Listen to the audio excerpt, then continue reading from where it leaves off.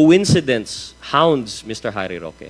His executive assistant lived in the compound of LuckySouth99 despite living an hour away. By Chairman Tenco himself was that all that they discussed was LuckySouth99 matters.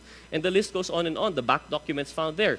It is mentioned that it's because it is memorabilia of his EA. But the fact of the matter is, LuckySouth99 strikes again. Sino po si Mr. De La Serna? He was my EA in Malacanang. He was a member of my election staff. And until March of 2023, he was still in my private staff. Is that normal practice, Mr. Chair, that when you are having lunch with a client, you would bring in other personalities that might not have anything to do with the subject matter of your meeting? Pinagbibigay alam naman po, no? And of course, I asked if my former staff could join us for lunch, and sabi naman ni Cassie, no problem. And Mr. Chair, was that how he was able to find a place to stay with Cassie Ong through you? Yes, Mr. Chair, because after I had left, they continued talking, and Mr. De La Serna inquired that he was in fact looking for a place to stay na sana malapit sa aviation school, and he was informed by Cassie that meron silang mga accommodations. Were you aware of his intention to ask Ms. Cassie Ong for residence? Hindi po.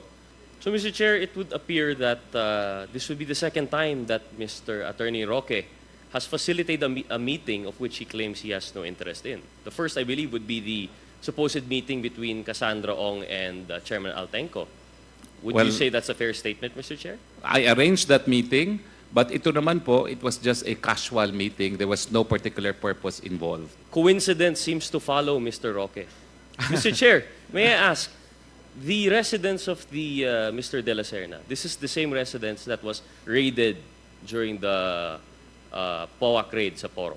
Isa po doon sa mga buildings, pero ang explanation po niya is hiwalay po yung tirahan doon sa lugar kung saan naroroon ang negosyo.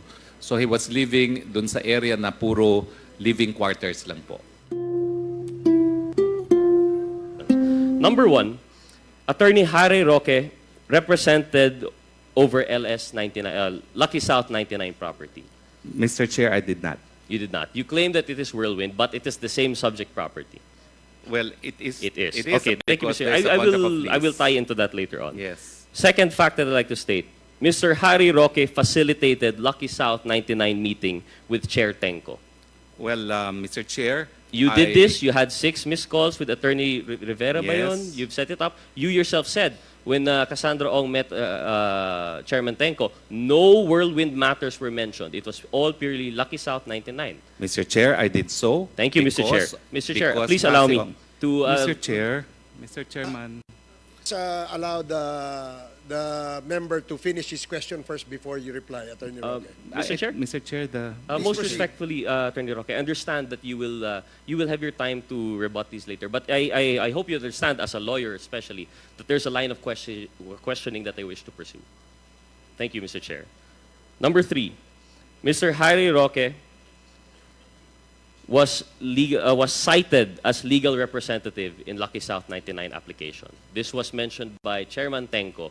He was cited as legal representative in their organizational chart. May we hear your response on this particular matter, Mr. Attorney Chair? Roque, please. That was not authorized, Mr. Chair, and I have emphasized it over and over again.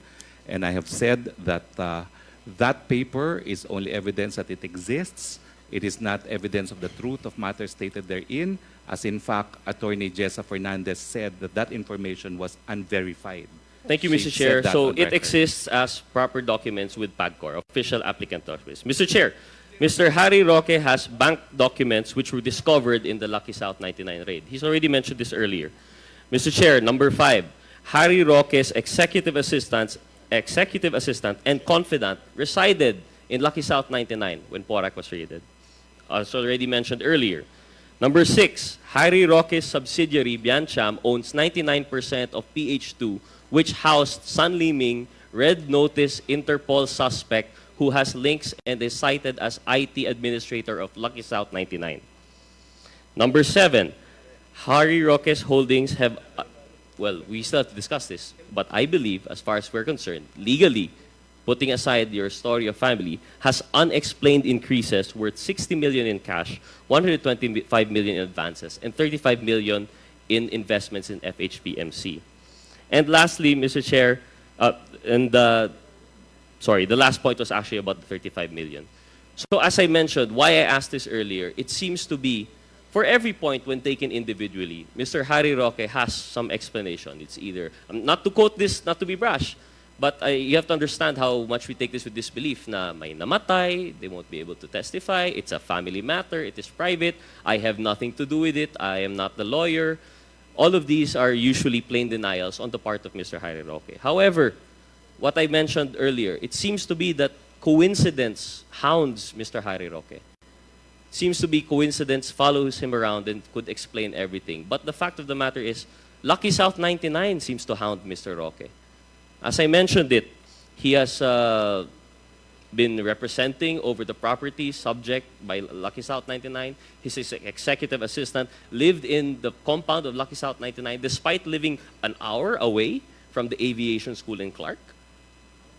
He also has he has arranged the meeting between Cassandra Ong and Chairman Tenko, which he says was supposed to be Whirlwind, but as far as we're concerned, and the testimony not by Harry Roque, but by Chairman Tenko himself, was that all that they discussed was LuckySouth99 matters. And the list goes on and on, the back documents found there.